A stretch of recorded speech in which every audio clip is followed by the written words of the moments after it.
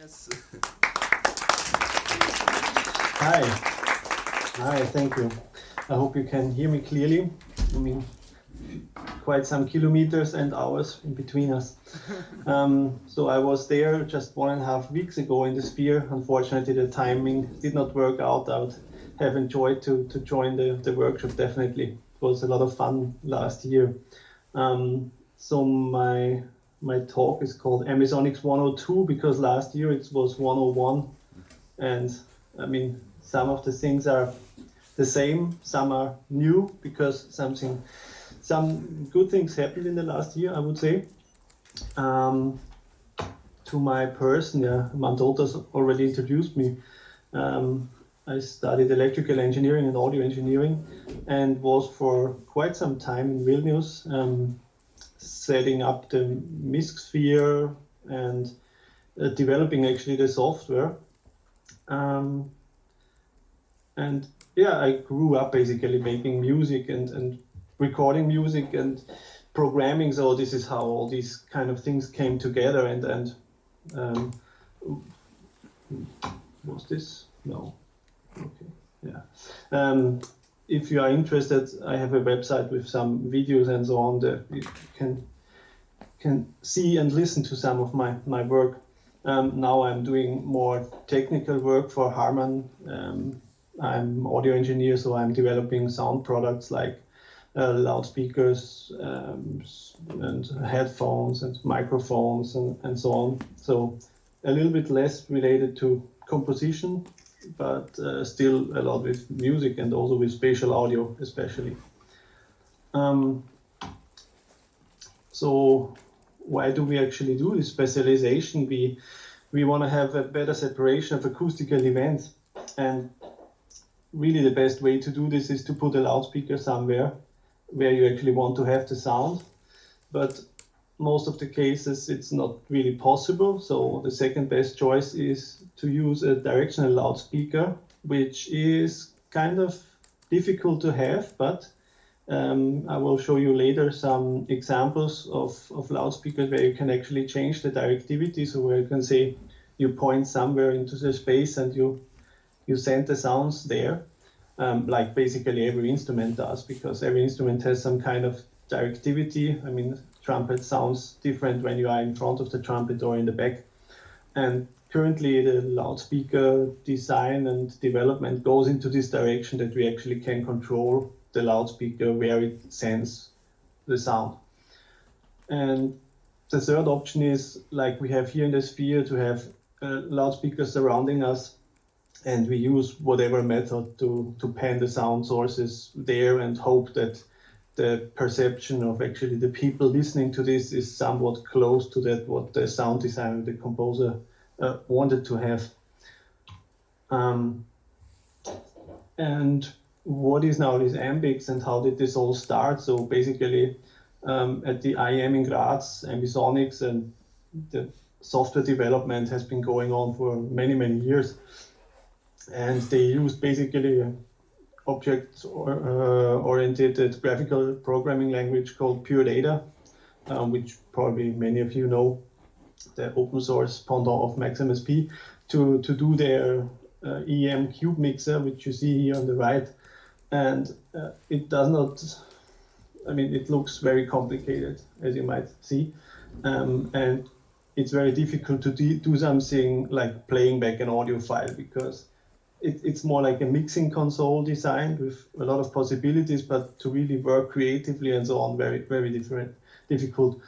So I was searching for a possibility to make this more straightforward, and then some work has already been done by Bruce Wiggins and Daniel Corwell in this direction, and they came up with using Reaper because it can support a lot of channels.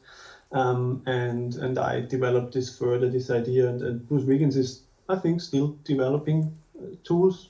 Daniel maybe not anymore, but there are other great tools now out there. But basically the work, why I started it, got back to those people basically. And fortunately, the work continues now in Graz with these new IEM plugins. So I am at the moment only maintaining this software, because I cannot really do much next to my job. But Daniel Rudrich, he kind of continues this work now and makes a lot of plugins now, a lot of processors that I did not get the chance to do. And I will basically show you some of them today, maybe the ones that are a little bit harder to get in more detail, because I think it's very worth investigating those and playing with those.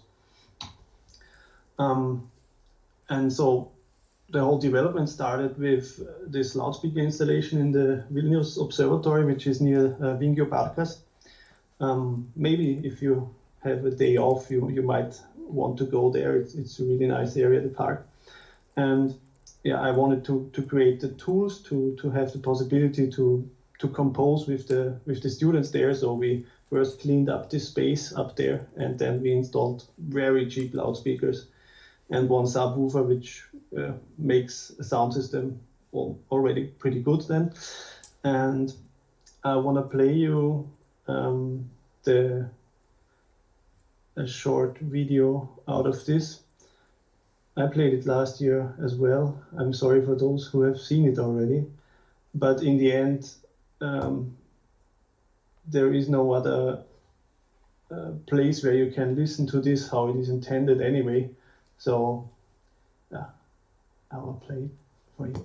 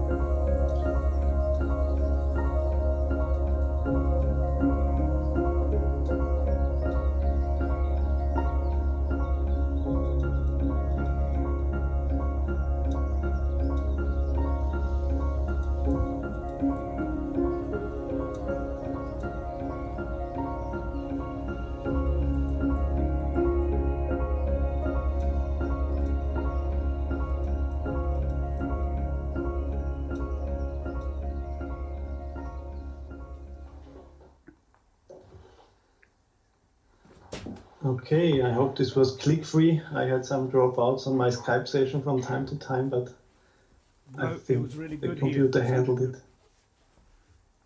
Was okay? Yeah, yeah, good. Great, okay. That's good to hear. Yeah, so this basically the work was really to enable this project to have software that actually people can compose something for such an arrangement. Speaking of such an arrangement, so last year I was still saying, oh, it's if you now have some random loudspeaker setup, you have to use a software called MATLAB to decode to get your decoder. But now, fortunately, this got more easy, and you have probably already seen it in the workshop. So Daniel Rudrich developed now a VST plugin which allows you to input all these loudspeaker coordinates, and actually that makes it now very easy for anybody to really use a loudspeaker setup which they just found or built somewhere and hook it up within minutes. So we can quickly go into the detail of this of the sphere here. So the azimuth is the angle in the horizontal plane, and the elevation is vertical. And in this case, they use counterclockwise notation. This is kind of normal in mathematical terms. Plus is always counterclockwise. So this is why the loudspeaker 2 is actually at minus 36 degree. Loudspeaker 1 is actually to the left of you. I think you're sitting, yeah. So back then when I did the numbering of the loudspeakers in there, I was not sure where is actually 0 degrees. So I thought, okay, you want to look out of the window. But I think most of the times now the seating is 90 degree flipped. So loudspeaker 1 is actually at the window, and then it's going clockwise, but the angles here are negative.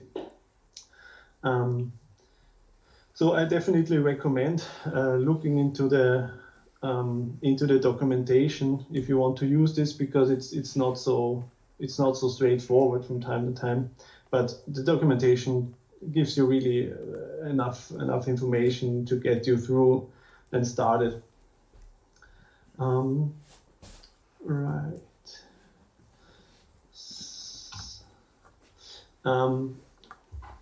The nice thing about MiSC is also that you can prepare your mix downs, your pieces very good on headphones, and this is what I often do, which people now did as well for a concert in Graz. There's a very big hall there, the Mumut, which has like 29 loudspeakers, and it's pretty big arrangement. And actually, when you download my software, you can also download these impulse responses. So the characteristic of the loudspeakers in this room, and you can listen to with headphones already how does it sound more or less in these rooms. So this is a feature which is pretty nice. And if you want to have the premium experience, you can also add a head tracker, so that you actually can rotate your head and the sound stage will stay the same. So it's like the sound source will stay in the front when you turn your head, which makes it much more easy to localize actually. An ability that we have in real life anytime, but as soon as you have headphones on, it's a little bit more difficult. So I guess Mondotas is sending out this presentation later, so there are some links where you can click and find basically your way through. So now I want to get a little bit more practical, I think. So I already have a session here arranged with some different tracks, and in those tracks I have some effects. So probably you are very familiar already with this encoder, with the view from the top, and now the sound source is in front of you, and now it's above you, and now it's in the back of you. The EEM developed something new. It's called the multi-encoder, where you actually have multiple sources, which makes it more easy if you have a multi-channel audio file, for example, or if you want to keep a better overview. So for example, in this case, it would be then the stereo file, so left and right. I can put the left channel to the far left and the right channel to the far right.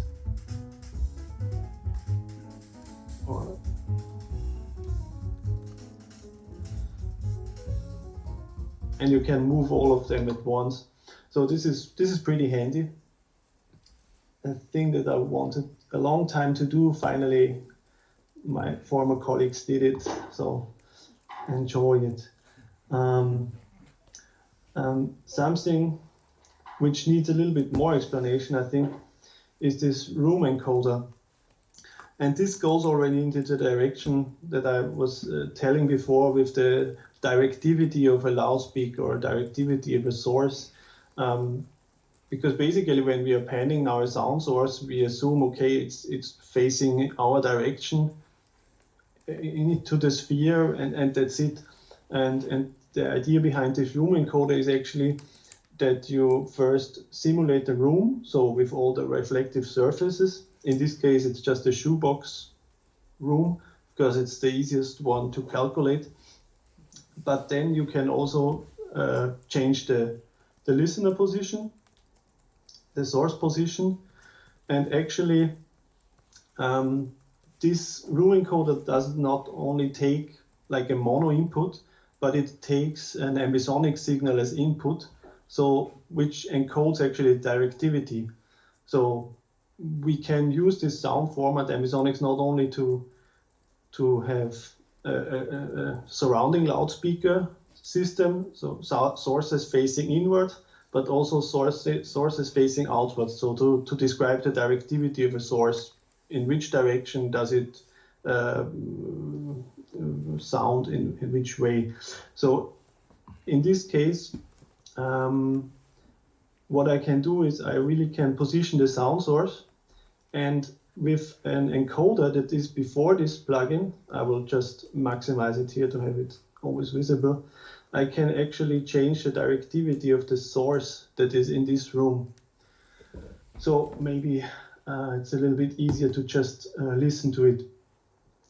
So when the sound source is like orientated to the back, it will actually face you, because you have to see it from this perspective. Here is the source, and it is looking into this direction.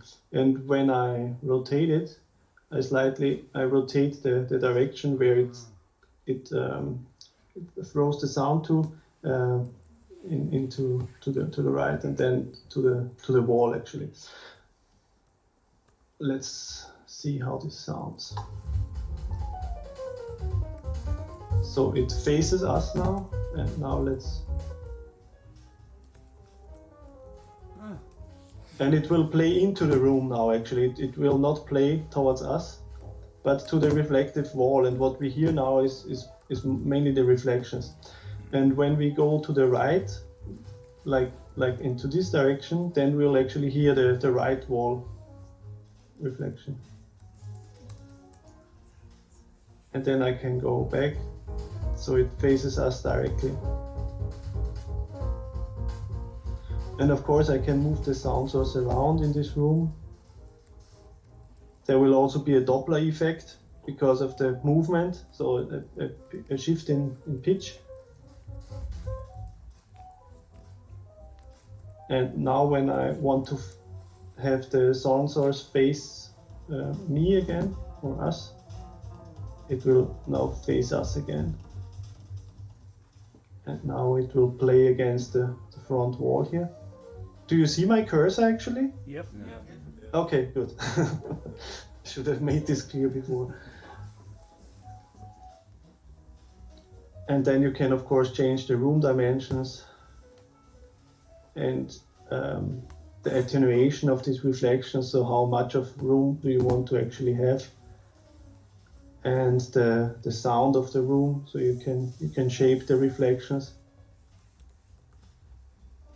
and also the number of reflections. So it does not simulate an infinite number of reflections, because this would cost a lot of CPU memory, CPU memory. So it is a little bit limited, but you can then look by yourself how much do you need to get a good impression of a room.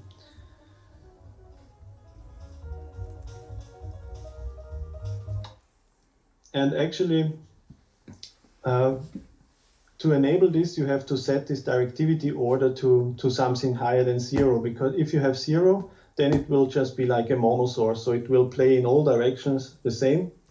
And if you go higher and higher here, it will get more narrow and more narrow, so less of this room reflections are actually played back. So it's a nice thing to play around. It's something which is in SPAT, which is the specialization tool from IRCAM since a long time. So all these directivity parameters for a source, and which is very powerful to play with in composition. I mean, people who write music for an orchestra which is distributed in the room and so on, they constantly think about these kind of things. And every musician, of course, is playing, especially solo musicians are playing with the room, with the hall. Where does the trumpet player face to when he's playing a solo? It's of course not random, it's because of the room. So that's very handy tool to simulate these kind of effects. So I hope this was somehow audible. And then, as we have been now with the room and reverb sound already, there is a really nice plugin included now as well. It's called FDN Reverb. FDN means feedback delay network, which is a very efficient way to calculate reverb. And we can just listen how this sounds. So this is now without. I hope this is not loud. Yeah, maybe let's have something more percussive. Is this very loud or is it okay? No, Sorry. it's okay. Okay, I cannot really say.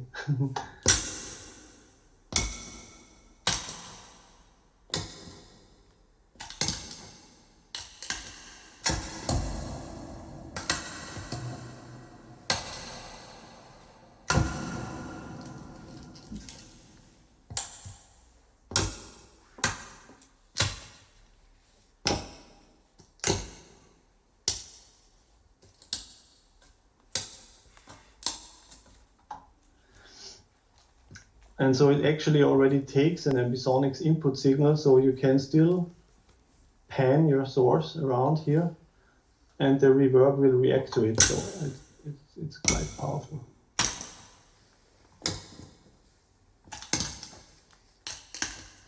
And again, you can shape it with some EQ, so it gets a little bit more unnatural.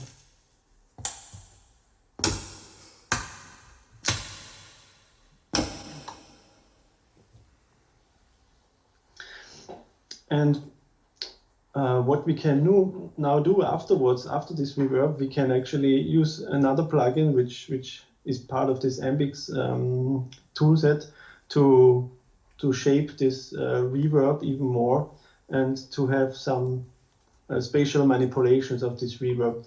So this directional loudness plugin is kind of like a filter where you say, okay, I wanna attenuate or amplify certain frequency bands.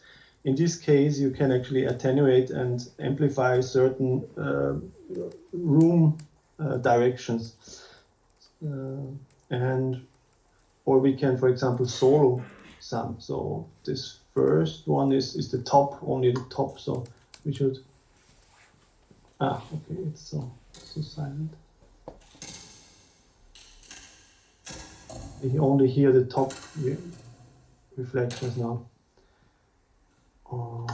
What else do we have here? Here we have the rear ones.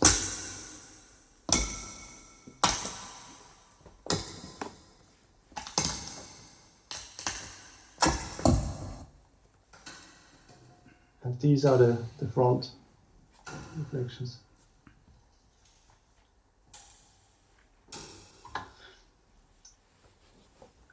And with this gain controls, we can actually change how loud they are. So I set them all to neutral now, and then I will slowly decrease the level from the back.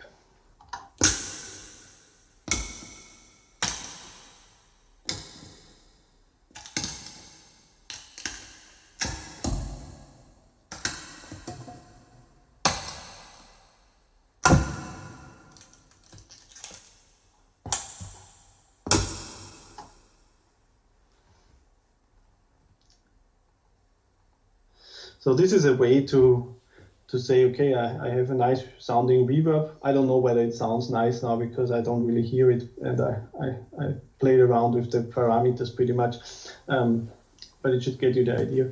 And how you can afterwards change the properties, where do you want to have more reverb from which direction, and so on. And then another nice plugin that was developed is a delay plugin, where actually whenever a delay happens, there is a rotation taking place. So the repetition of the sound will be rotated, and this rotation can actually be controlled here. So how much degree it should be rotated whenever there is a repetition. So maybe let's only have one of the delays active, so it's a little bit more clear. Okay, that's of course very short delay time. So it should move slowly now around you or into the other direction.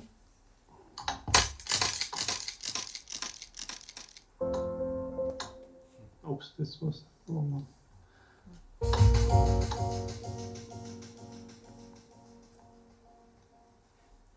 And then we can add another delay into the other direction.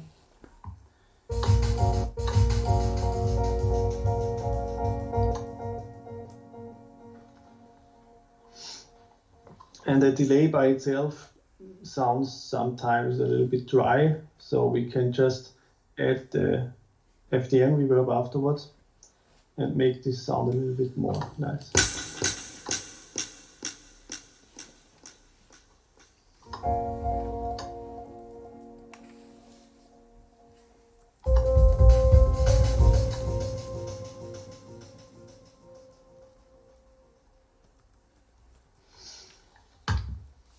So apart from this, you can, of course, like with every delay, change how much it fluctuates over time, so to have this like chorus-like effect and so on.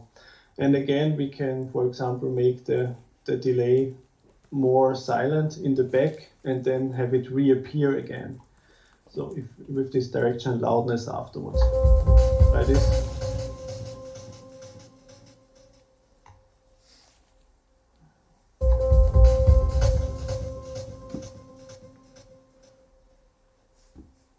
So it should be more silent now in the back than without this effect.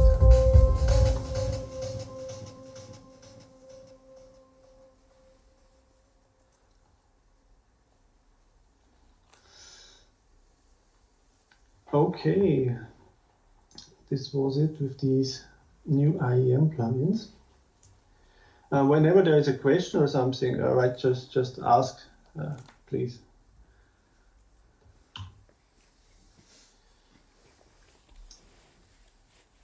So, in case you lost a little bit the overview of what is actually happening, there is also now a nice visualizer which shows you where the energy is distributed currently, and you actually can see this delay pretty nicely here.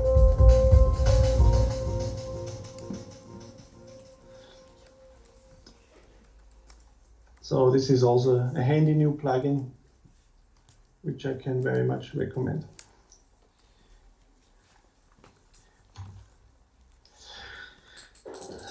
So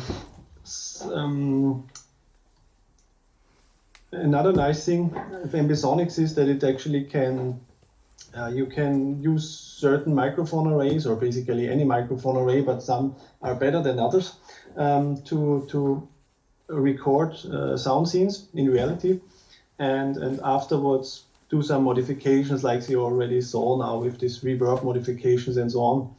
And I have some recordings with me made with this Eigenmic, which is a 32 capsule microphone array. It's currently one of the best microphones available for this purpose, but it's also very expensive. So there is actually a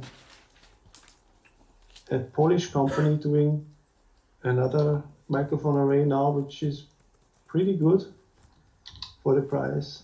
I forgot this up. So it's called Celia, so it's like a low-cost version of something like this. So whenever you come and see this, it might be good for experimentation as well. I can recommend it very much. But for now, I have some microphone array recordings with me to give you an impression of a real soundscape, how it can sound in a loudspeaker installation like this. So this is a scene from the Regensburg train station.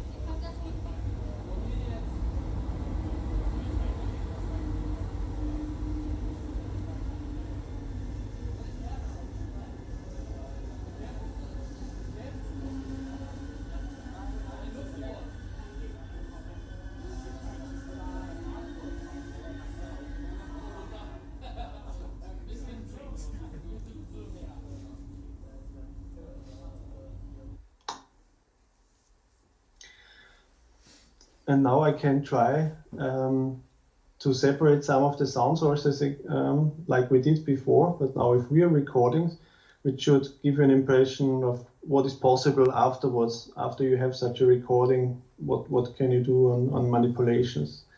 So let's see.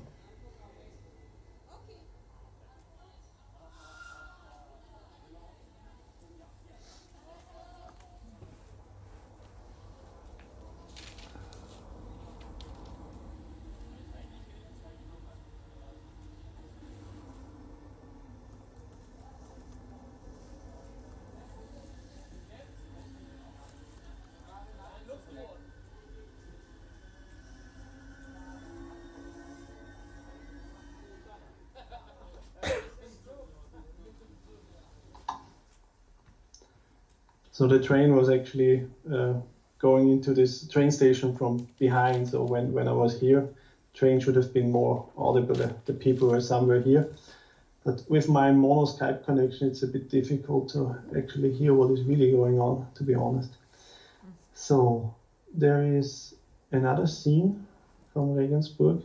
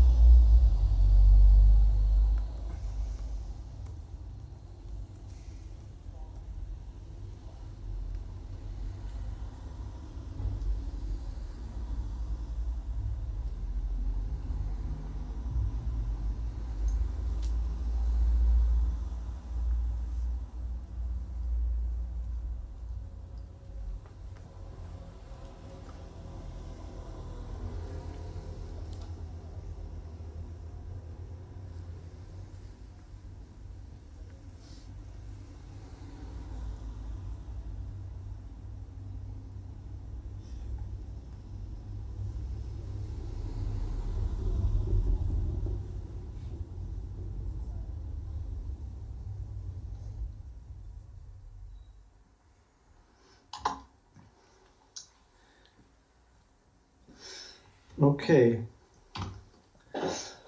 And so sound is great, but especially with such environmental recordings, it's always better to have visuals as well.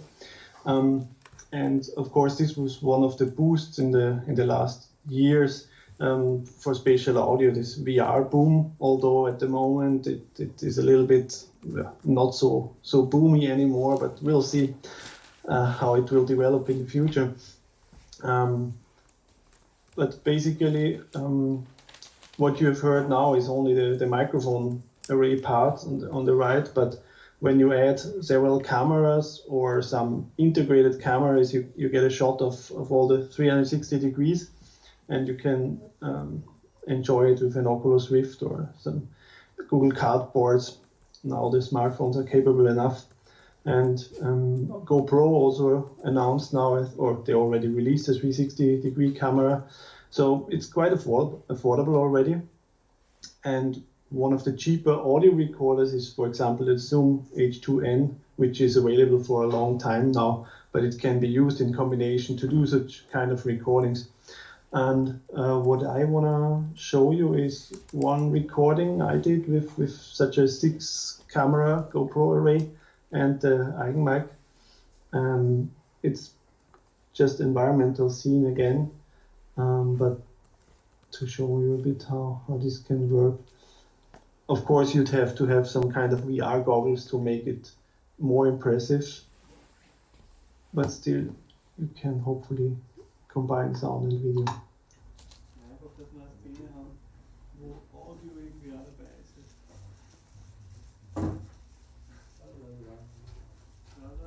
Da kommt doch rein, Sado. Dann sag mal was. Was? Gaming jetzt gerade auch, oder? Ja, wahrscheinlich. Ja, jetzt ist so. Ich habe gar nicht gehabt. Stimmt. Ich brauche jetzt ein Massen-SMS. Achtung, Aufnahme im Büroraum. Genau. On the air. Stimmt, Betriebsrat. On the air. Dann schickt man das gleich. Genau.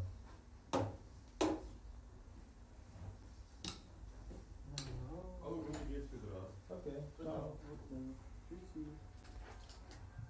Also.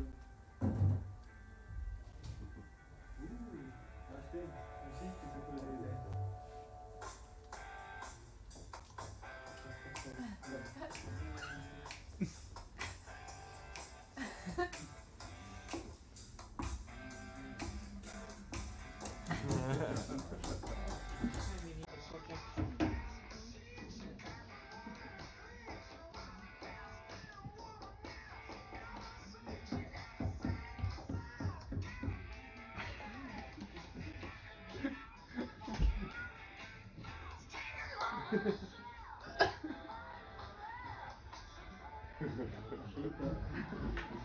Rocking.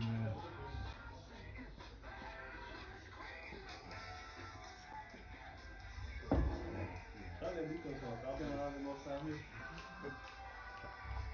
Schon mal was, das ist gut.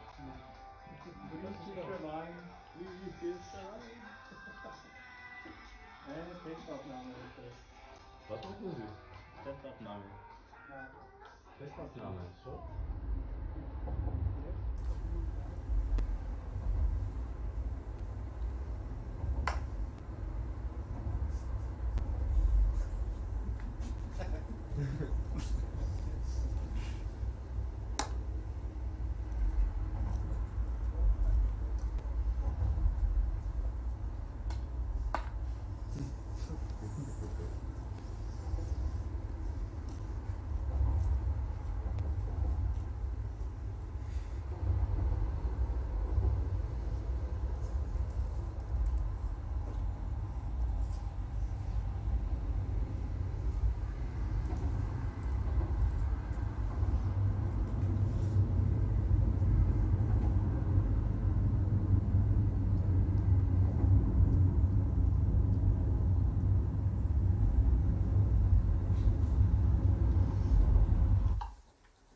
Let's go to the fireworks.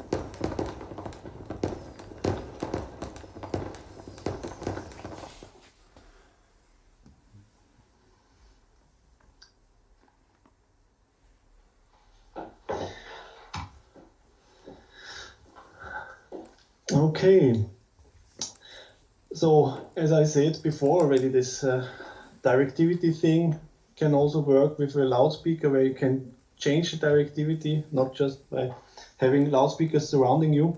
And one of the products that is available, mostly intended also for computer music and acoustic measurements, is this Icosaeder. So it's a 20-phased loudspeaker, so 20 loudspeakers on the surface of this sphere, kind of sphere, Icosaeder. And there have been composition challenges as well already for it. So you can even download actually a virtual Icosaeder where you can try to compose for this device by yourself using these tools. So this is something interesting when you are interested in it. And the other thing is how these kind of technologies enter already the market would be this lexicon loudspeaker, which is also part of my work now, where you can actually change into where the sweet spot is actually, which direction should the loudspeaker play. So you can optimize the sweet spot, you can change how wide it is, because depending on how reflective the room is you're listening to music, the better one or the other configuration might be. And there is much more coming in this direction actually, where this kind of technology is entering really the consumer. I mean, this product is maybe a little bit expensive for the normal consumer, but there will be more affordable products like this soon. And I'd like to make you aware of actually a recording competition or a production competition for spatial audio music. It's this year again, the second time, in Cologne at the Tonmeistertagung. And actually last year it was at the International Conference on Spatial Audio in Graz, and one of the submissions from last year's workshop made it into the finals, and one from Goda won actually. So pretty successful. Maybe something is coming out this year in the workshop as well. And end of June is the possibility to submit something, which is definitely worth. And I think this was it. Thanks. I hope this was kind of helpful for you, or if you have any questions, I'm still here. I'm still awake. It's now already the 23rd on my time zone as well. Thank you. Thank you, Matthias.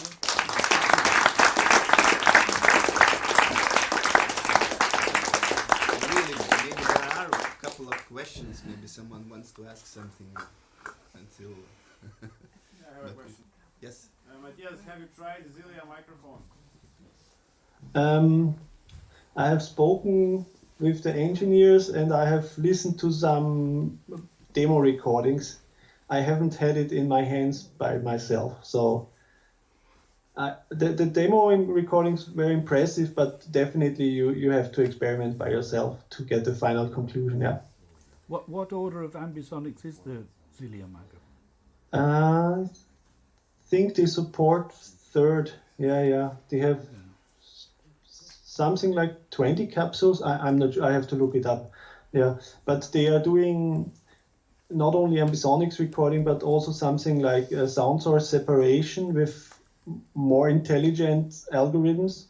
So it's more than just standard beamforming what I played you actually. But this always comes with a cost. So you might hear some artifacts from time to time because the processing is pretty heavy. But it's definitely one of the most advanced products which does something like this out there in the market. And is all the DSP in plugins that they provide, or? Yeah, they have a software. Yeah, it comes with a software, and there you can export to ambisonics format. Yeah. But they are targeting also like, okay, you have a band and you place your instruments around this microphone, and then the microphone combined with the software separates all the instruments as good as possible, and then you can remix the whole performance. So it's like, okay, you make a demo track for your band, you one take, and then you mix it. So it's kind of the studio for more affordable. Yeah, I think it's something like 600 euros, something like this, with the software.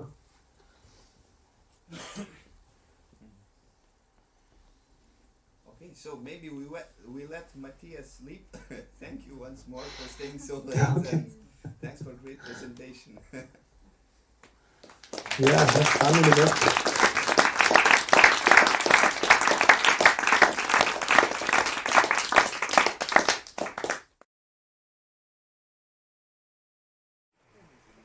So how much time I have?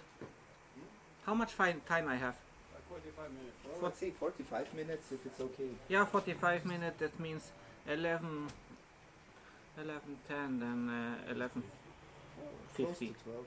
Close to 12.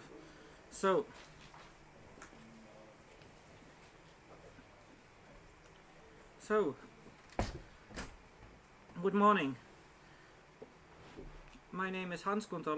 I am from the Estonian Academy of Music and Theatre, also from the Estonian Academy of Arts, and I want to talk about some attempts to live specialization and the microtonal volunteer scale.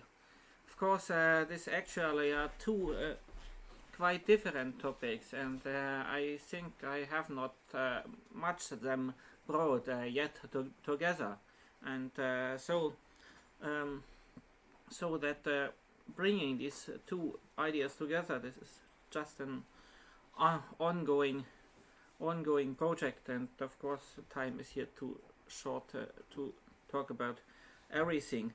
So of course generally, because here is a lot of information, why it starts.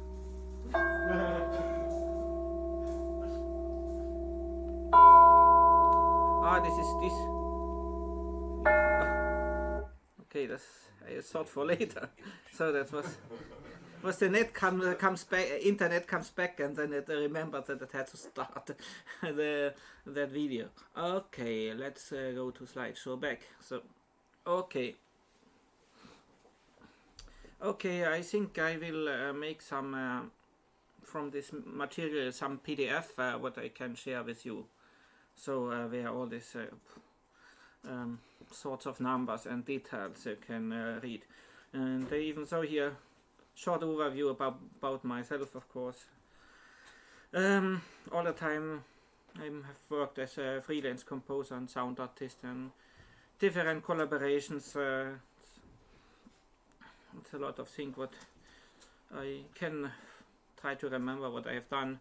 So of course studied music theory in Germany, then master studies in Estonia, but in parallel I had a deep interest in electronic music and creation and this stuff. So here I made a list what software I've used, mostly Maximus P with additional libraries.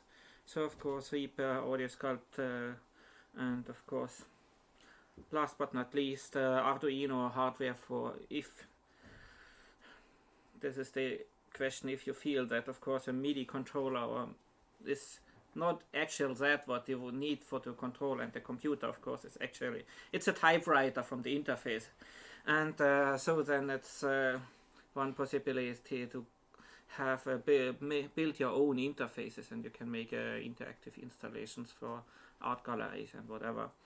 So okay, first I talk about a project, and of course I cannot really accurately show that here because I guess that I'm a really bad documenter. So issue is most of this project I more or less realized by myself as well as artistically as well as technically. And then if the amount of technical devices increases, then the time to set up them increases too, and unfortunately we have not in Estonia a venue where we have fixed installed also not the 8 speaker. So if I want to have a 8 speaker specialization, what is most I've done, then every time I have to build up it from scratch. And so if you have some concert on a fancy place like that, what here I show the Pärnu Old Town School in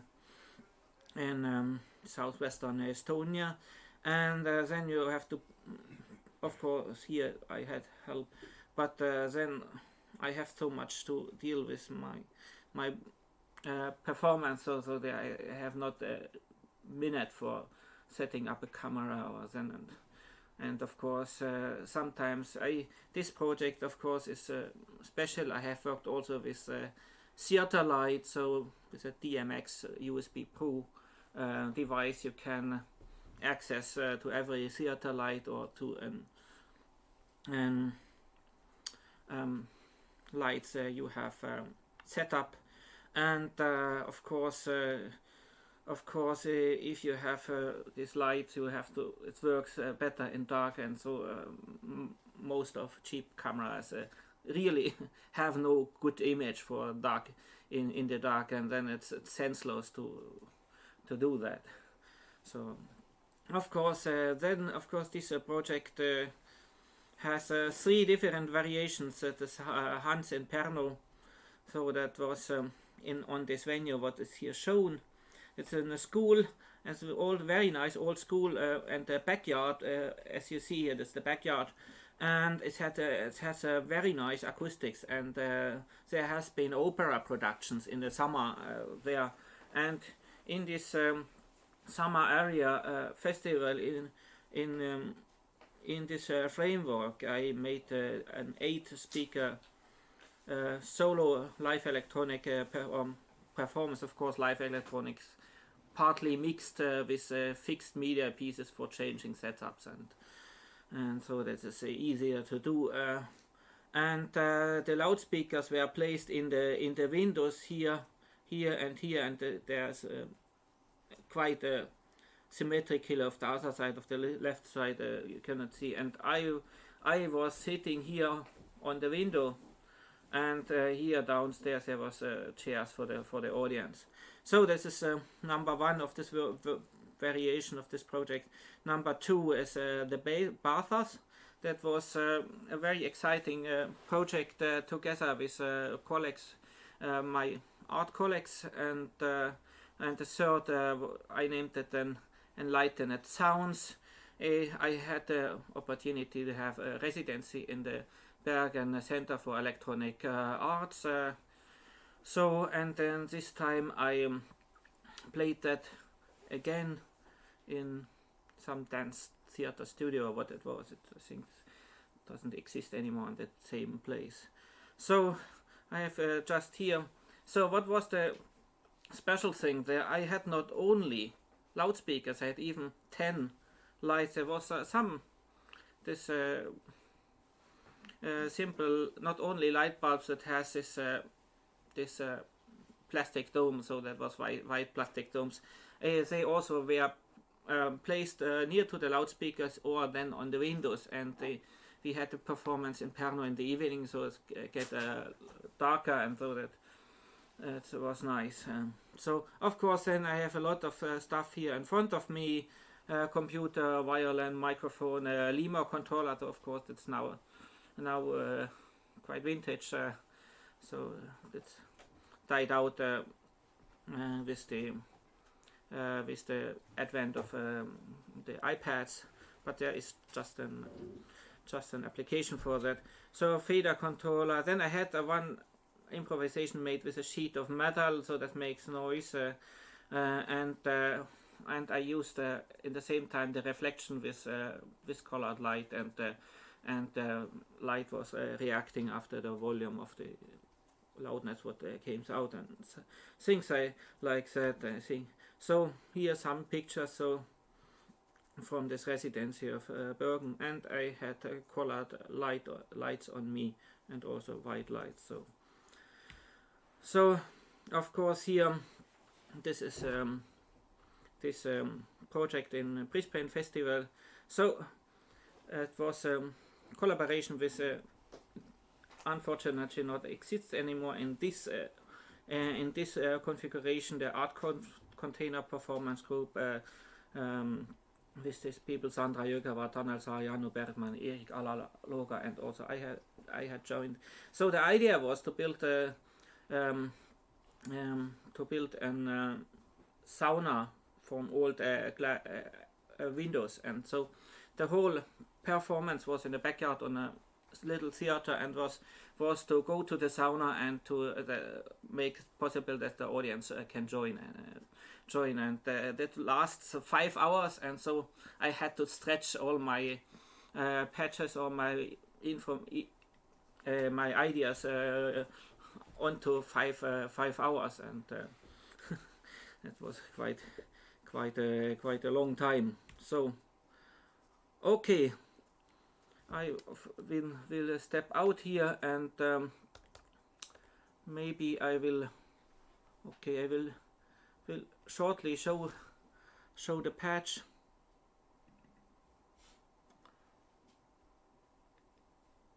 I think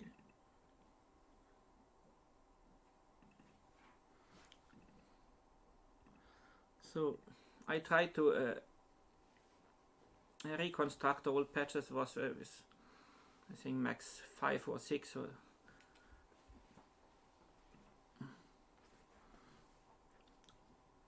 So really, as I think I have claimed before, I'm not this programmer. I'm too lazy for making a nice looking graphical user interface, and so also my patches are looking quite messy, but here this time I had it like this. So I will then, the demonstrations I will do from another patch, and so of course here I hear different pulleys, so that was I could switch on and switch off different parts of this patch. So because when they all calculate the data at the same time, that overcrowds the processor. So, and of course here's a lot of things what could produce light. So with here presets, and so there was making some light circle. I really not actually so much remember. So let's see, here's not much to see from this light stuff. So of course it's very problematic, this style of patching, because I have to dive, I think, a week or more, and then maybe I am able to play that again. But I think parts from that, of course, it is clear what has happened. Maybe it looks a bit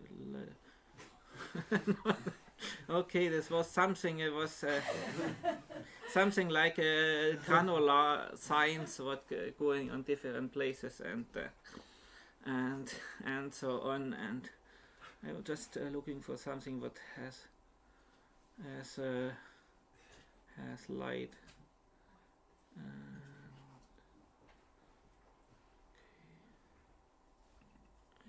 Of course, here I have these interfaces.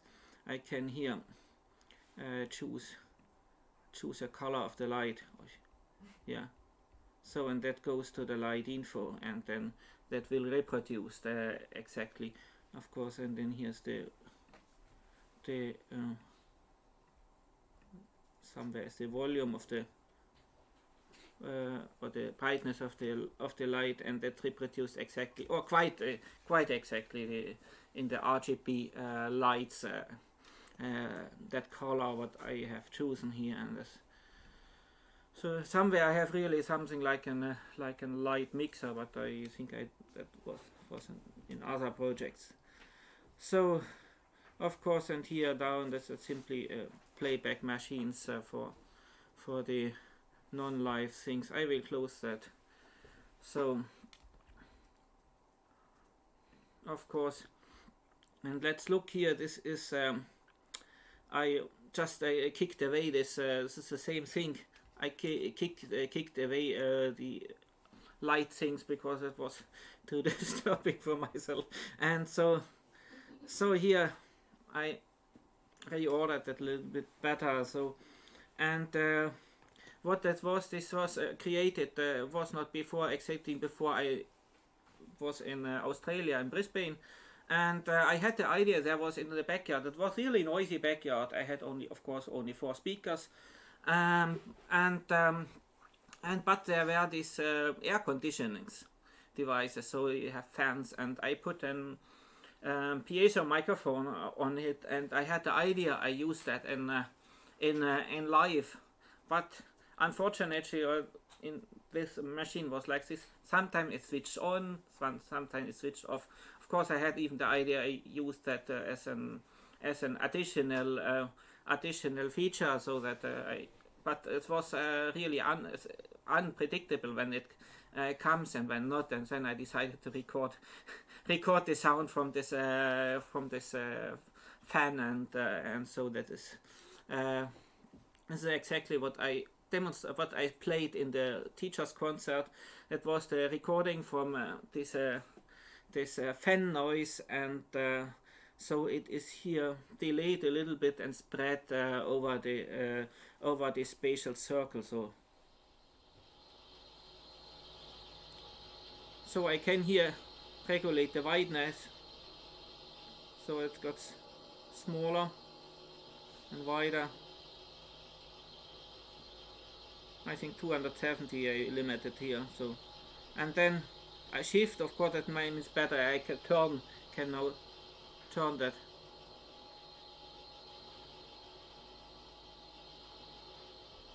So it's turned around, of course, and then, because in live situation you have too much to do,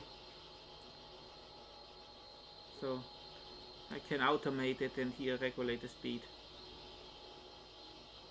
There.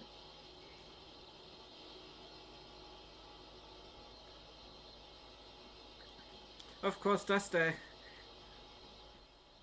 I discovered. Did you hear me together with the sound?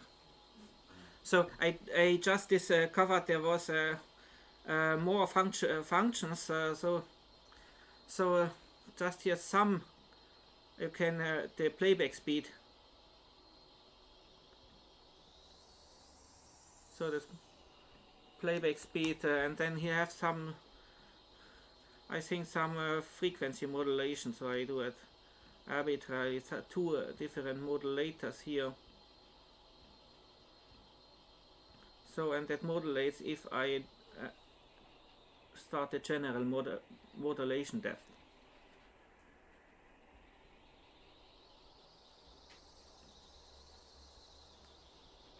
So, and that goes here frequency. It's like I think it was modulation of the playback speed. So here you see it goes to the SF play, and here is some FM like LFO curve is here generated. So, and then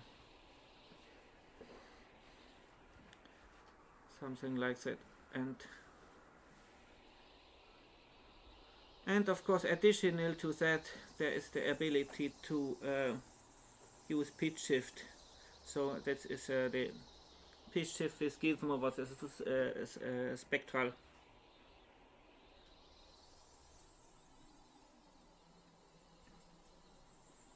So that should pitch shift in chromatical step 12 must be an octave higher, minus 12 octave lower.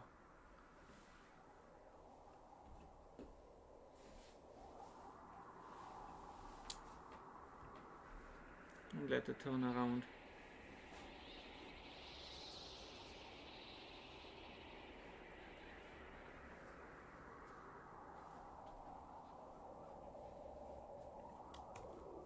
Of course, then these machines are four pieces. What is matching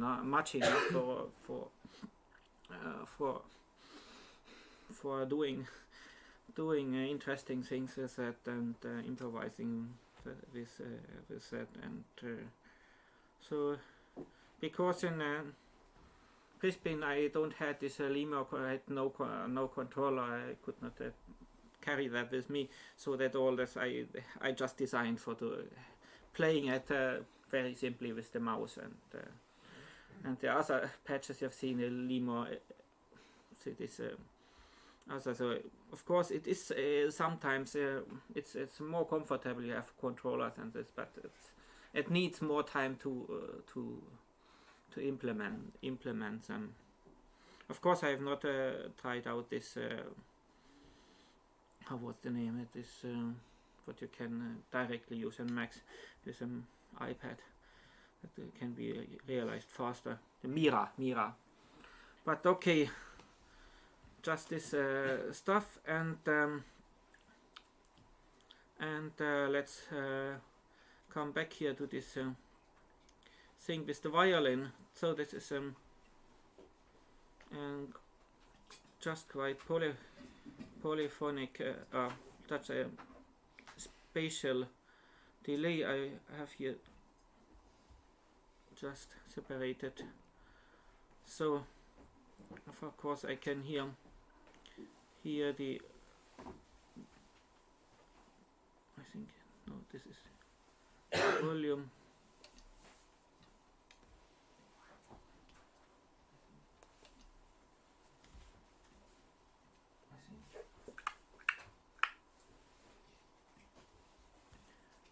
It's okay. No, then this is my problem. So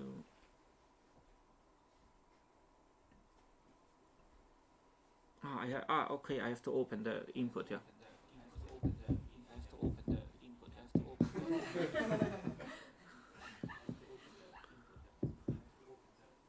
And generally I can hear, okay, let's do, generally I can do here, change the speed of the delay. Yeah, since it goes up to 20. That's some speed steps. And I can change how much repetition I have. Maybe that, let's have it slower. 10. So, and you have 3 repetitions. So this is the original, so 1, 2, 3, 4. So of course now the specialization is hardly automatized, so we can look that here we have it. So I have 2 instances, so because if you change a delay buffer, then it will make noise, so that I switch from one to another. Of course, if you switch very fast, then you, of course, in theory need more. Of course, could be done nicer. So here you see this visual interfaces, and they are from this ICST ambisonics library, but I calculated for VBAP here in this. So here are the delays and SPAT machines. So here this is some abstraction what I have built. Of course this is looks messy, because in that time I had the idea that I can have some flexible, so you never need how much speakers you have, and for switching that, and so this is some scripting. I really don't remember. Mostly I don't need scripting in there, so, and it scripts the inlets, outlets, and connects the cables if necessary. Of course, all these things you can, I think here, speaker def. So here you can choose 4, 6 along, 6 across. Like is the room like in this shape or in this other across or lateral or whatever. I don't know the words in English. So there are different angles produced here. The loudspeaker data is okay. You see it here, loudspeaker directions are here changing. I don't want to change it in the moment because we have here in eight channels. Okay, I think we should come back, but now I will switch to the next topic of interest what I have and what I want to present to you. So okay, my second interest is microtonal music, and I have thought about these topics a lot, and since that time I studied in Hamburg, and there quite a strong microtonal tradition. There is Professor Manfred Starnke, so he has is very professional in just intonation theories and that things. You can say him an arbitrary ratio, and he said, yeah, I imagine this sounds like this. And I think he have learned all that.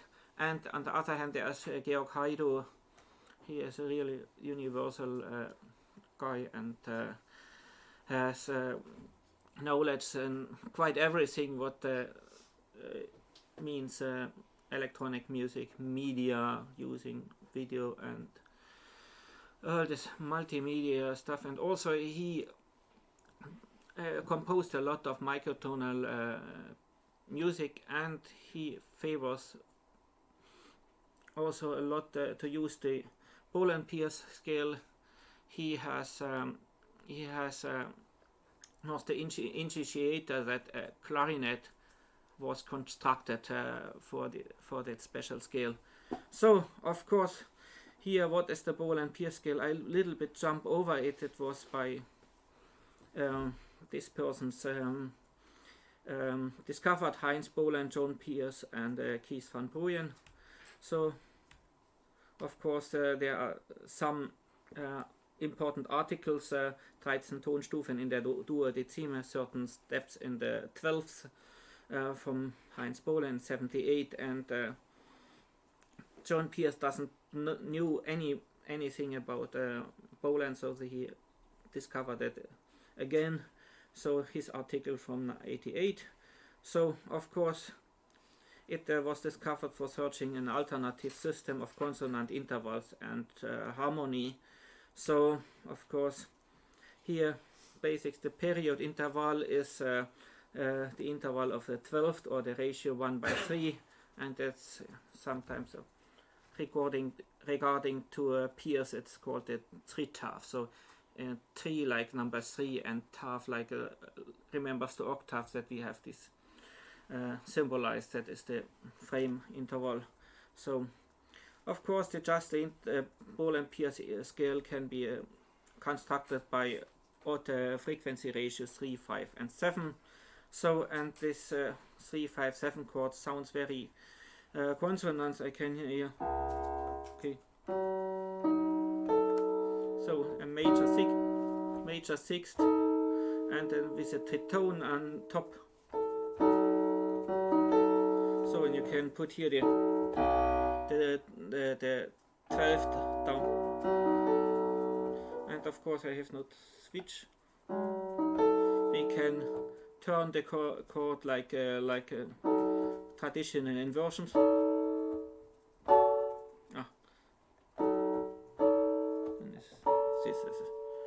So, but you have to rotate it not over the octave but over the 12th. Of course, here is a comparison of the situation in the harmonic series. If you have an odd harmonic series, so we see that in the traditional triad you have the fifth, the frame of the triad you have in a lower stage of the harmonic series. In Bohlen-Pierce you don't have it. This is a significant difference in morphology of that. So of course here I made it here interactive, of course, but we have no time to go through all the details. We start from 3 chords intertwined like this, and then we get 6 pitches. So then we have find 2 pitches more, and we get, of course, this scale what is named the lambda scale. It's 9 out of at the end we get 13 pitches, and it sounds like this. So we have there's larger and smaller steps, and of course filling the gaps. So we get here chromatical, quotation mark, chromatical steps, and there is some developed by Manuel optical and pitch name system what is nearly to that what we have learned. So that is a C, D, E, F, G, and then he added H and J and A and B, and so for working in this wise that we have that as an quite alternative tonal system. So for theoretically consideration, this is quite useful to use these letters, of course. But if you want to work chromatically or in a sense, in that sense, atonal, then of course it doesn't matter. So what are these flats or whatever? So of course a lot of numbers here. So we have even not only just intonated version, we have a equal temperament of that, and this is that what I use because it's more flexible, and the deviation or the difference really is not so much. So the most biggest difference is 13 cent and all. It's really fit quite well to use that. So okay, here's some interval names. So intervals named like in analogy to. Okay, how much time?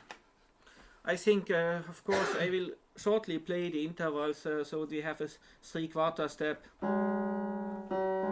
What is most unfamiliar? We have minor thirds. They are quite like the tempered. Then we have major thirds. They are higher.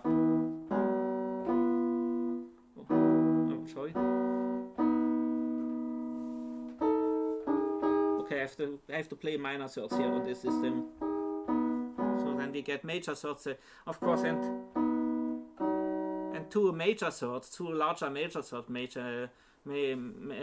a major sixth, and so this is some weird operation in comparison with our traditional system. So of course, and then the main intervals that we have a major sixth, tritone, and of course we have the inversions. So minor sevenths and from that tritone the inversion is something the minor ninths. So of course, so that was the sheet I had to read. So I had to make sketches about 4 different chords I used in my improvisation, and here the slurs shows what are the common tones. So here they have common tones, here they have no common tones, and at the end I repeated the first chord. And of course, what should we do now? I think I will go on. I will not go back to this patch. So maybe it's more interesting. So of course here the notation is like this. That of course here I have the synthesizer transcription. I can play it here, and here I have how I write it for a violin. So that the 3/4 interval I write it with this quarter sign. It works quite good. So here for the four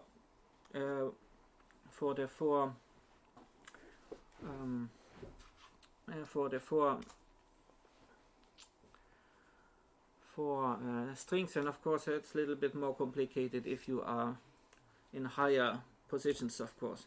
So of course I wrote a string quartet. So then of course there was the problem that of course I doesn't want to have that the players have to learn all these three-quarter tone and related intervals, and I thought about scordatura that they have to play only here like this. Oh, it's out of tune, of course. And if you just detune the two violins or two different instruments in just a three-quarter tone, then they play only that. They can orientate on the open string, and I can, switching the instruments, can have all the pitches I want. So, and let's listen to this piece.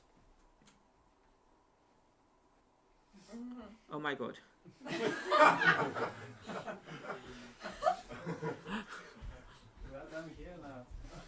What is this? Don't worry. So let's do that. I think that because of no use, it just disconnected. Yeah, here I am. And yeah, please. But he's sick.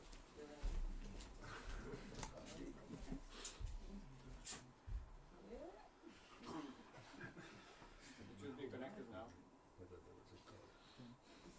Wait, keep cool. I think you're lucky. You'll, It should work fast. You can try to.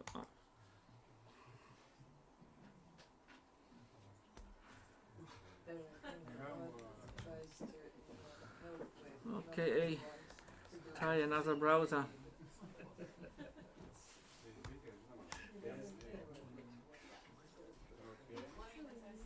It lost. What is Huawei? This is some kind of modem. Okay, let's try just one more thing.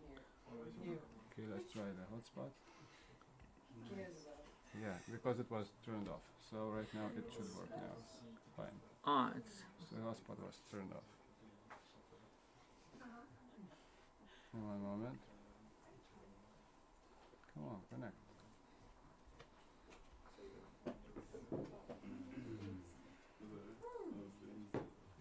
Yeah, it should be connected right now.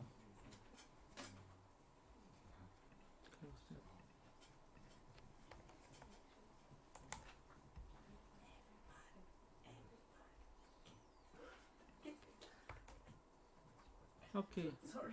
Let's try. Is it working? Yeah, of course. So and Maybe down. it's very slow. I don't know.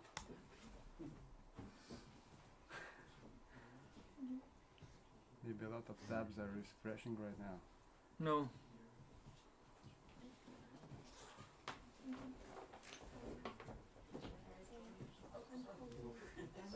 Tape?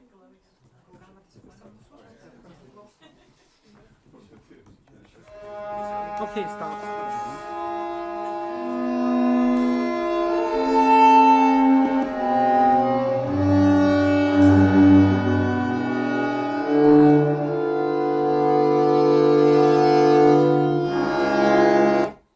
Why I cannot control that? Well, let's again do here.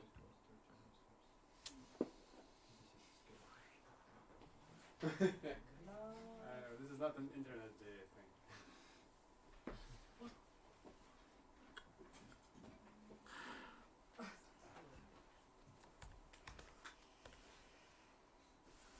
Okay, why?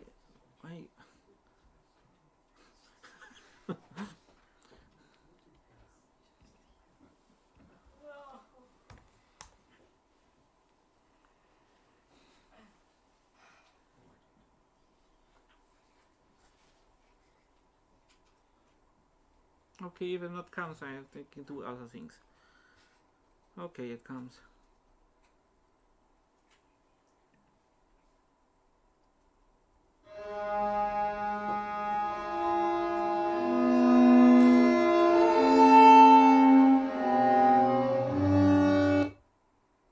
And this is the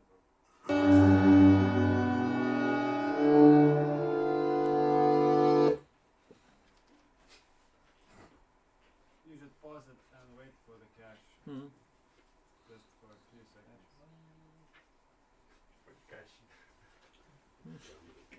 Cache comes out here. Buffer, whatever. Okay.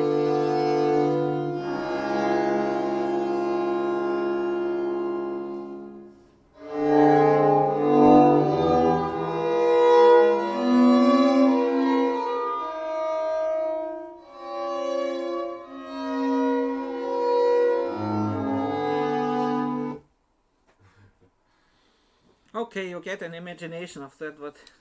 What it mentioned. Should we? I think we could do more offline things. So what we? Okay, come later to that. Because this is going back to this. So let's go back to the patch.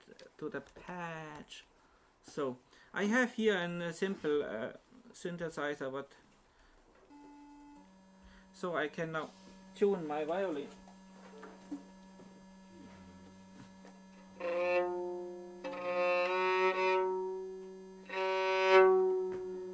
Ui.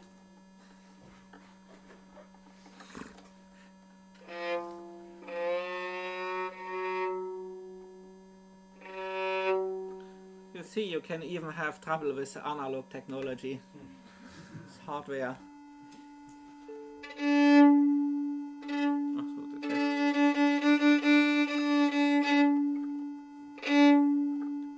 Something like that.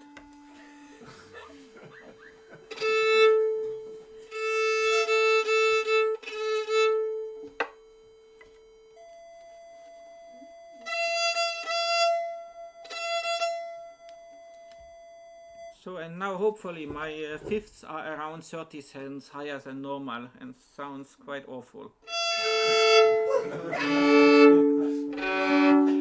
So but I have to play this. If I play this diminished triad, then it should give an 3/4 tone to the next empty string. Yes. So and then of course I have to try to catch the interval between my minor third.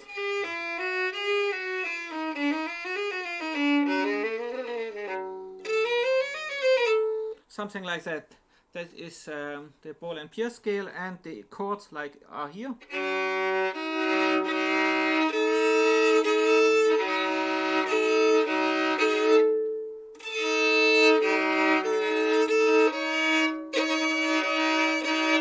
So that should be the major thirds much larger.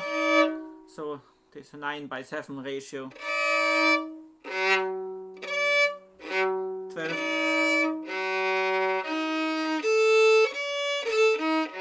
And the lambda scale.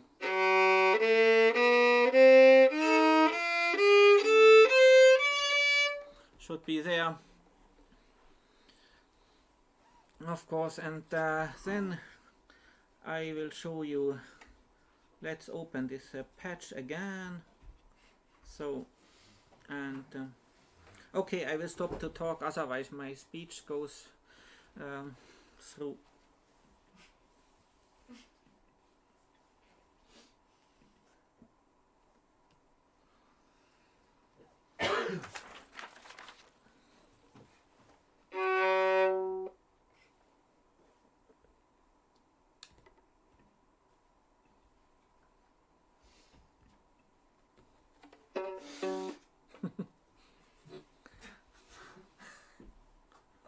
So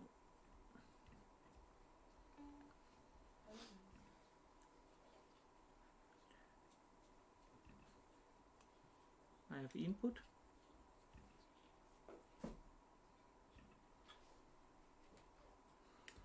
So I think I forgot to switch on here.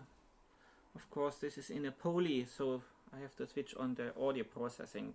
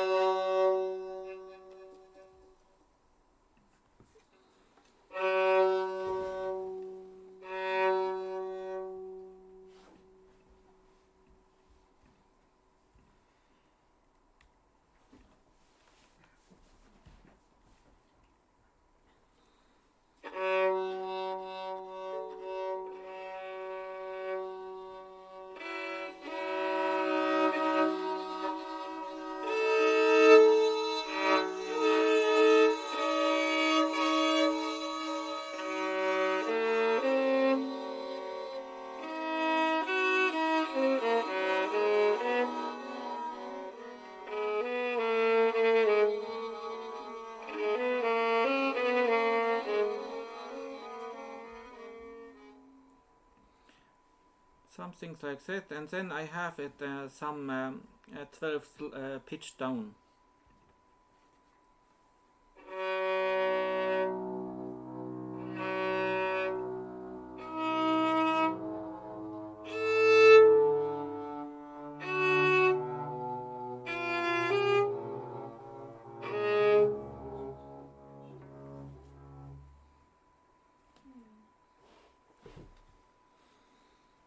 Okay, that was demonstration about that.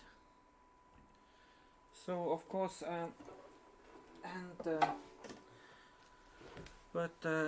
Bowler and Pierce, of course, Bowler and Pierce has the problem. So how to realize with that with acoustic instruments? Yeah, 5 minutes, give me. Yeah, and of course,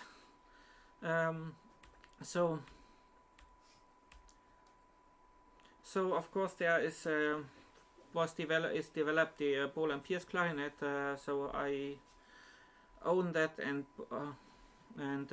give it to the clarinet player for performances. Then I rebuilt an alto recorder. So the description was published by the same clarinet builder, Stephen Fox. He made this clarinet. Of course, synthesizer you can tune to everywhere. And then I've built this tubular bell instrument. There is a piece for all these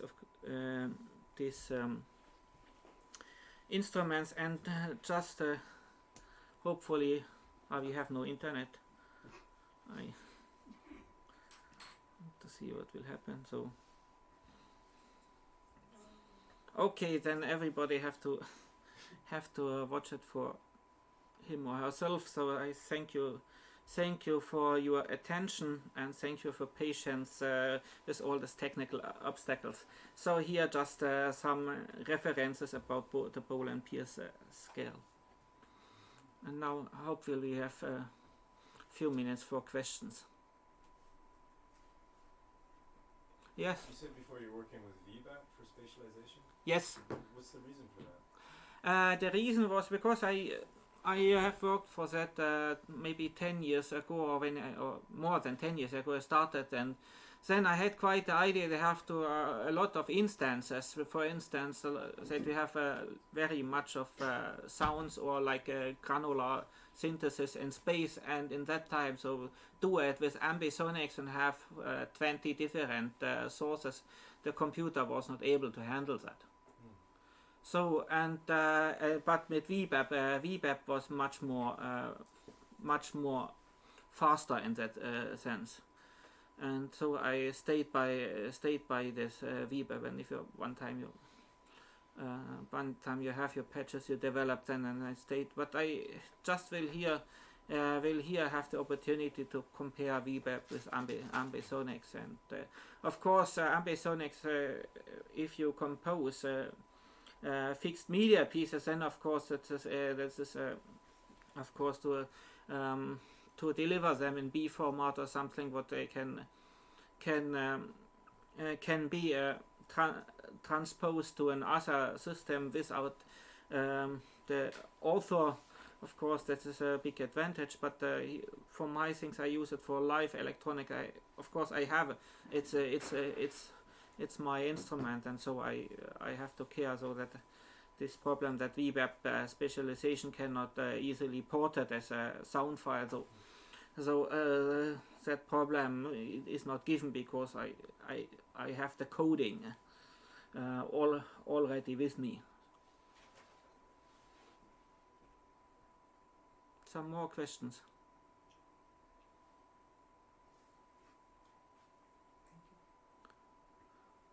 So thank you very much, and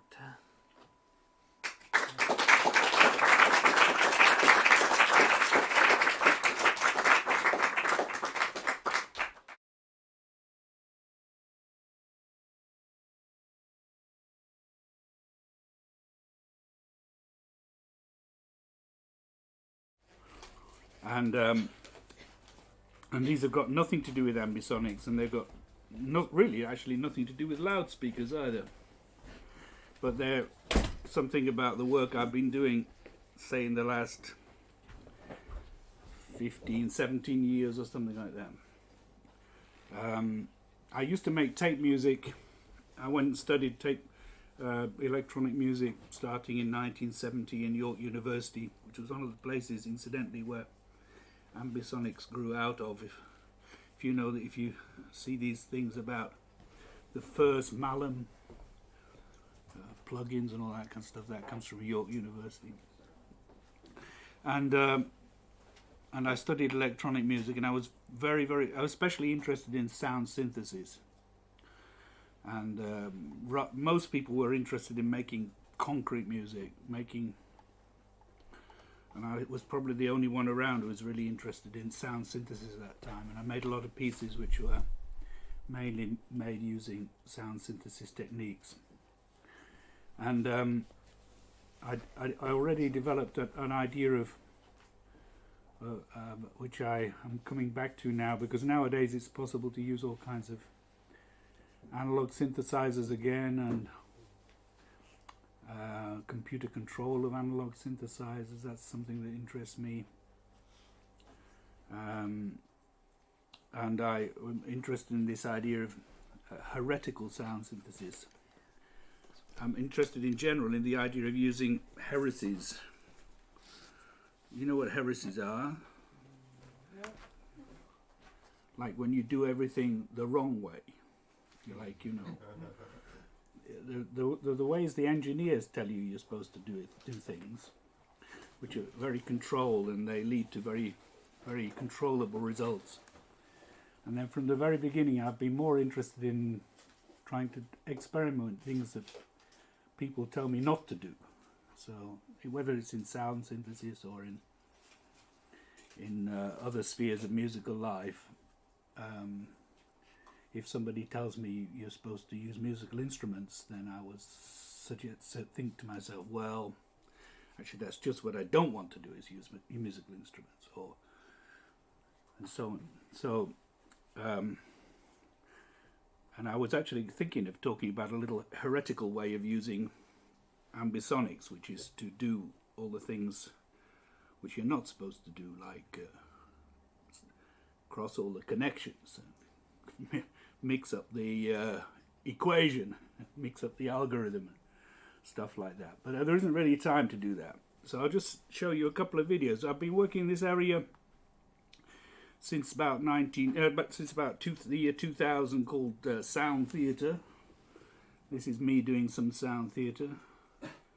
I'll just see if I can go into full size. I think you just press. Oh no, you don't. It seems on this now. View. Full screen. Yeah. Oh, it's Command Shift F on this particular thing. Okay, say. So this is me playing some sound theatre with an elk's head. And these are the kind of instruments I like to play with. They're not conventional instruments, because for sound theatre, one of my philosophies is that if you make conventional music, then it seems sensible to use conventional instruments. But if you want to make unconventional music, then it seems to me you need unconventional instruments. So one of the things I like to do is build instruments. This particular elk's head has a camera inside which looks out, and when I'm playing the mouth of the instrument or whatever, then the camera is looking at me and projecting my picture on the screen, which is quite grotesque, I can tell you. And it gives the impression to the audience of what it feels like to be an elk in a dentist's chair. You know the feeling of having been in a dentist's chair and you having your teeth grilled and drilled and played upon, and it's all in your head and so on. So this is what this piece is about. But anyway, I'm not going to play you that piece. But first of all, when I've been doing these sound theatre things, I've done them with a lot of collaborators, or some collaborators, and one of my collaborators is Johan Elimatan, who was the professor of sound at the theatre school, and then with my son Anthony, who's a very good guy with video, with the League of Gentlemen, which was a trio with James Andine and Alejandro Olarte, who's coming. Yeah. well, some things that sound theatre, people talk about sound theatre, they talk about these loudspeaker arrays and stuff, and that's not what I mean by it. And I don't mean instrumental theatre, which was invented by people like Berio in the 60s. But what I mean is making a merging between sound art on the one hand and performance art on the other. So, but without really losing sight of the fact that sound is in the driving seat. That it's about sound, it's not really about the other aspect. The performance art has lots and lots of interesting aspects to it, but it's not usually driven by sound. So if we say that sound is at the center of this performance art, then it becomes sound theatre. And I have a little axis that I work along, which is at one end of the axis here is the idea that you're leaning more towards electroacoustic improvisation, and at the other end of this axis here on this DJ mixer here, you're leaning more towards performance art. So when you make some kind of piece, it could lean more towards electroacoustic improvisation, or it could lean a little bit more to performance art. And my pieces are somewhere situated along this scale. Okay, these are just some people who've influenced me. Well, all this is a bit theoretical, but there are things about performance art which influence this kind of work. It's the performance rather than any artifact constitutes the work. The artist is present rather than being absent. It's a time-based medium. It's a type of action art, and so on. Okay. We won't go too much into the theory.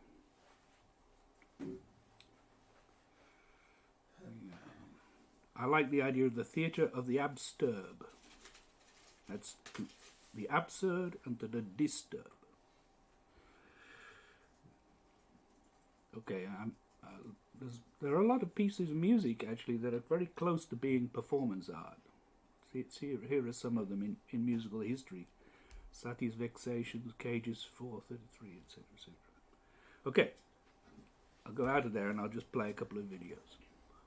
So the first video is a piece called Tape Piece, and this is a performance. I don't have many videos of this piece that are worth watching really, but I have one from Vilnius, which is so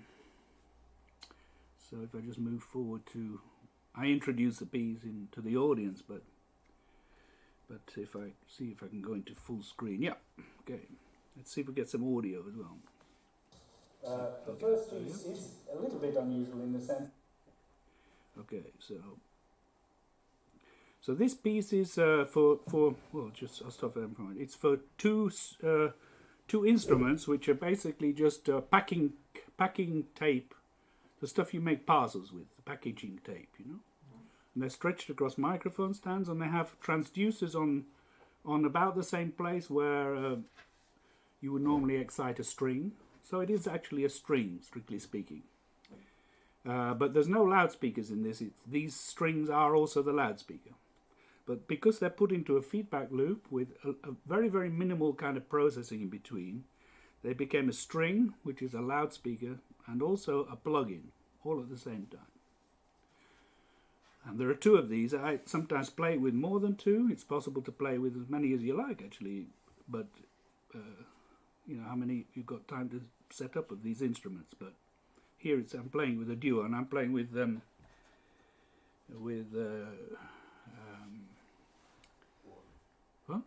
Paul Pignon, who's Paul Pignon from Stockholm, and behind it, the DJ at the Macintosh, who doesn't actually have to do anything except look at it, is Paul Pignon's grandson.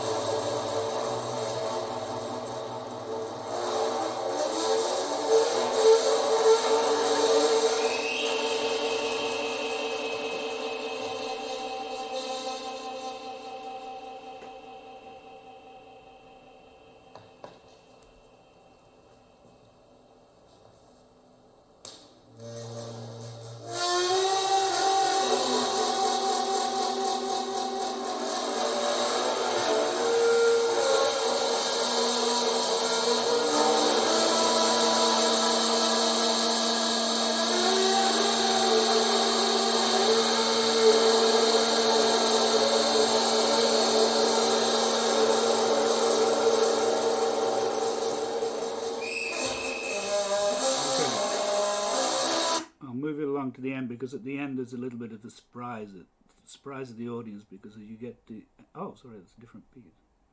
There's at the end the girl from Ipanema starts playing through these loudspeakers.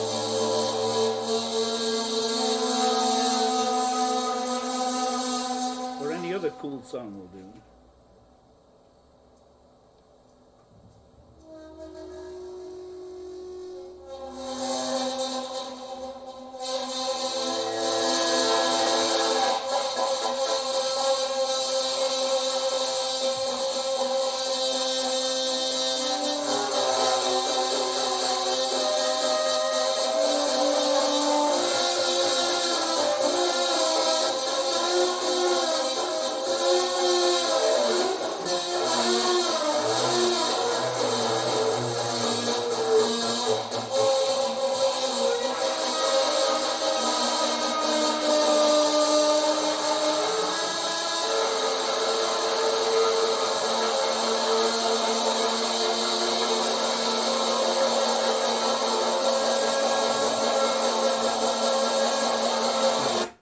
Never mind. That was enough of that anyway. It's a noisy piece anyway.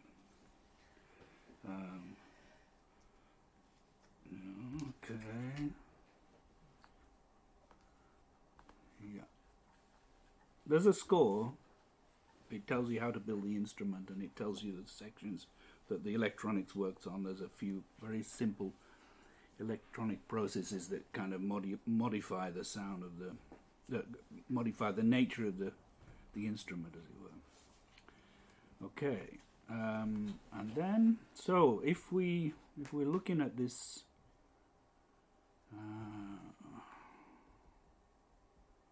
where was the slides I had? Okay. So if we're looking about this, I would say that this is situated perhaps more or less, let's say, on this side of the middle of the line between performance art and electroacoustic improvisation. Actually, it's probably quite a lot towards the EA Impro end, but the instrument itself tends to make it kind of less electronic impro like, so it's leans a bit towards that end of the spectrum or the line of between performance art. So I'll show you another piece quickly, and then we can finish, which is I'll just show you some photos actually where you can see the instrument better. Photos. Yeah, okay, so here are some photos of the instrument, because we did this piece also in the Tampere Biennale last year, and then you could see what the instrument looked like. We did it in a shopping center, and I don't know whether we can get those bigger.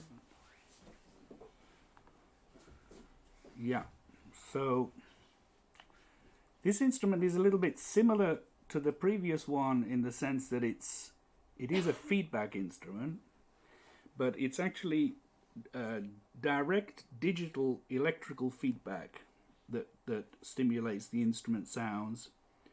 So it's basically, I have in my hand, or we each have in our hands a set of electrodes with diodes on the end of them, and when we this whole metal structure is all electrified at low voltage, of course, so we don't kill ourselves, and this basically is electrically fed back, so that it moves as transducers that make the fabric of the instrument itself vibrate. But it has different kind of arms to it, quite literally some arms actually here, which vibrate in different kinds of ways. So these tam-tams and stuff, and the bucket, they're all connected electrically to the same structure, and they all can be fed back using these diodes, but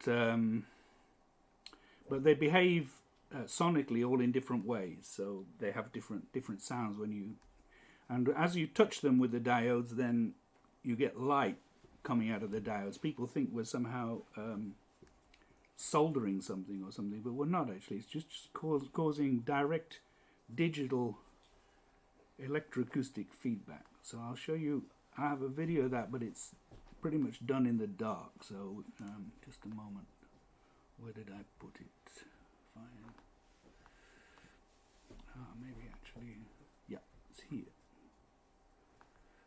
This link actually I probably just, yeah, maybe I just click on it, yeah. And then it was Command, Shift, F. No, not in this case. Just Command, F. Yes, brilliant, great. Okay, so.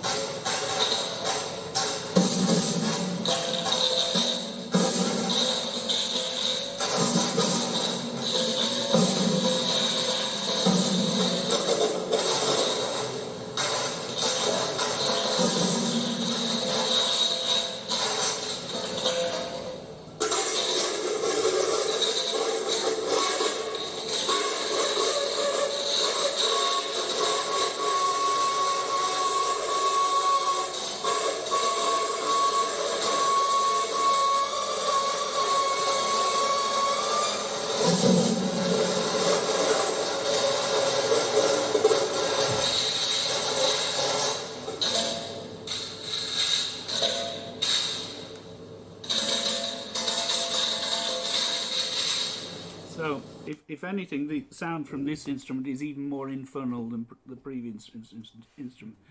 But in actual fact, at the end of the piece, the climax of the piece is where Jussi wraps me up in tin foil so that I become part of the circuit, so that I can actually play myself. Where does he start to wrap me up? Yeah, somewhere around here, I guess.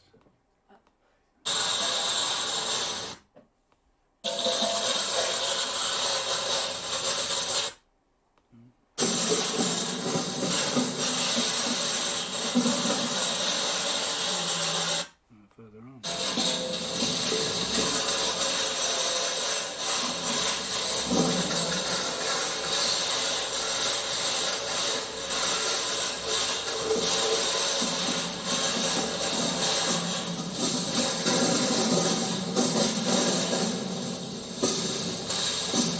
See, I'm connecting myself in tinfoil to the structure so that I can also play myself.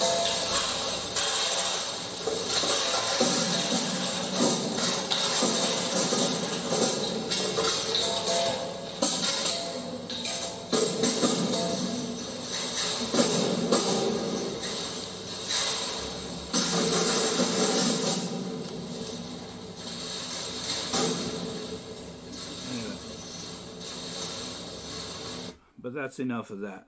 So those are two examples of my sound theatre pieces, and are there any questions? Yeah. Is this all improvised? To a point, yes.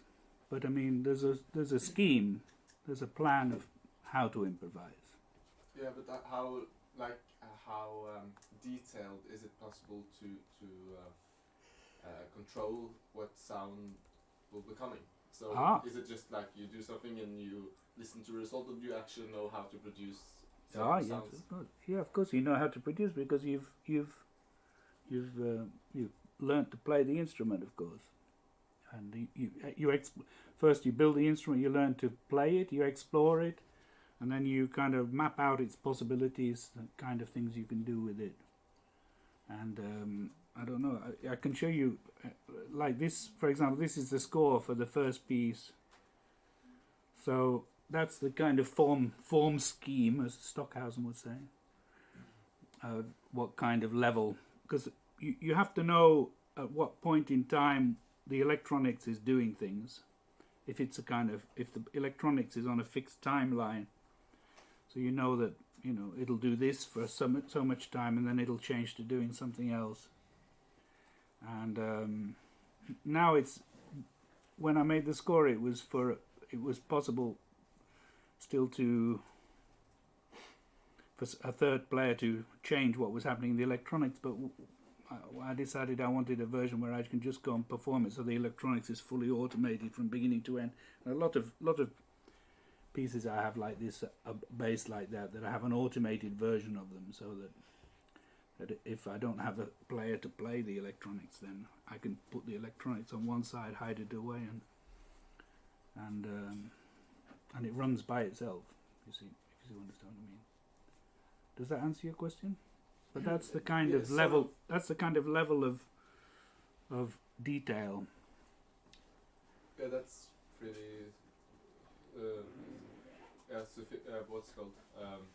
Aware. But I mean, can you get as much detail as with a normal instrument? Like a violin, you have such minimal details you can change, and you know how to do that. Will it get so detail controlling to that level on your instruments? Well, you may be able to get detail control, but it might not be like a violin. It may be a different kind of detail control. Okay.